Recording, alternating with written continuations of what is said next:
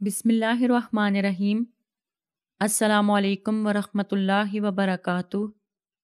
Video शुरू करने से पहले आपसे गुजारिश है कि हमारे चैनल को लाजमी सब्सक्राइब करें।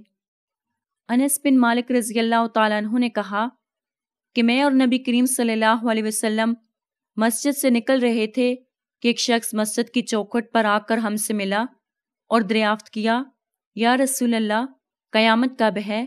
नबी करीम सल्लल्लाहु अलैहि वसल्लम ने फरमाया, तुमने क़यामत के लिए क्या तैयारी की है? उस पर वो शख्स खामोश सा हो गया। फिर उसने कहा, या रसूल अल्लाह, मैंने बहुत ज़्यादा रोज़े, नमाज और सदका क़यामत के लिए नहीं तैयार किए हैं, लेकिन मैं अल्लाह और उसके रसूल से मोहब्बत रखता हूँ। नबी करीम सल्लल्लाहु अलैहि वसल्लम ने फरमाया, तुम उसके साथ होगे जिससे तुम मोहब्बत रखते हो। जज़ाकल।